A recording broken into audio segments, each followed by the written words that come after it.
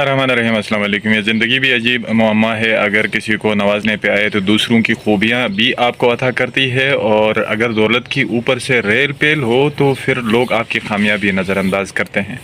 زندگی کا ایک تاریک پہلو بھی ہوتا ہے جسے حمیرہ اصغر جیسے لوگ بالکل نظر انداز کرتے ہیں۔ اچانک سے آنے واحد میں انسان سے زندگی دولت چھین لیتی ہے، اور وہ بیچ چوراہے میں پریشانی کے عالم میں اپنا سر گھٹنوں میں دے کر نیچے بیٹھ جاتا ہے۔ پھر اس کا حسن نہیں رہتا، حسن کے پجاری اس پر کیچڑ اچھالنا شروع کر دیتے ہیں، اور وہ حسینہ نہیں رہتی۔ ایسے لوگوں کی زندگی میں عروج کا ایک ایسا وقت بھی آتا ہے کہ کیمرے ان کے ارد گرد ہوتے ہیں، یہ لوگوں کے جرمٹ میں ہوتے ہیں۔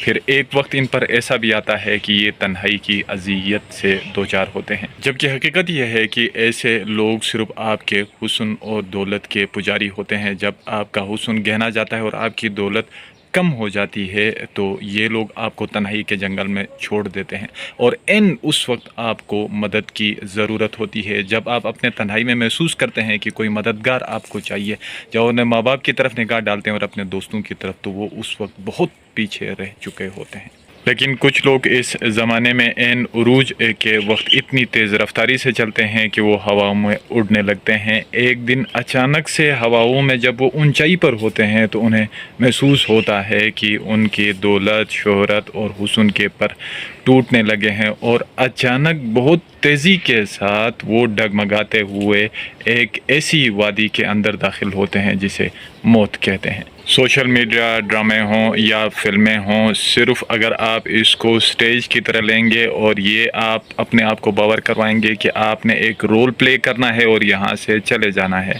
دوسری طرف اگر آپ اپنی خیالی دنیا کے اندر اس کو کل سمجھیں گے حمیرہ اصغر کی طرح، تو شاید ایک دن آپ بند گلی میں داخل ہو جائیں گے۔ جوانی میں حمیرہ اصغر پر جب زندگی مہربان ہوئی تو اس کے ارد گرد چکر باز پروانے کی طرح گھومنے پھرنے لگے، اور ایسے ہی لوگ حمیرہ جیسوں کو اس طرح سے شیشے میں اتارنے لگتے ہیں کہ حمیرہ اصغر جیسوں کو یقین ہونے لگتا ہے کہ ان کے ماں باپ سے بھی زیادہ اگر کوئی مخلص ہے تو یہ وہ چکر باز لوگ ہیں۔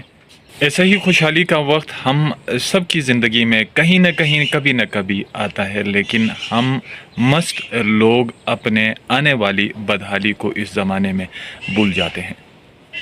پھر ہماری حقیقت کی آنکھ کھل جاتی ہے، لیکن ہم اس وقت انتہائی بے بس ہوتے ہیں۔ پھر ہمیں معلوم ہوتا ہے کہ یہ کیمرے کی چکا چوند، دولت، حسن، شہرت سب نظر کا دھوکہ تھا۔ یہ صرف ایک حمیرہ اصغر کی کہانی نہیں ہے۔ آپ کو یقین نہیں آتا تو ہندوستان کے عرفان خان کو دیکھ لیجئے، اور مائیکل جیکسن کو، اور دوسری طرف ثنا یوسف کو، اور ایک طرف عامر لیاقت کو۔ آپ کو یقین آئے گا کہ یہ اس دنیا کے ان سب کی ایک ہی طرح کی کہانی ہوتی ہے اور ایک ہی طرح کا انجام ہوتا ہے۔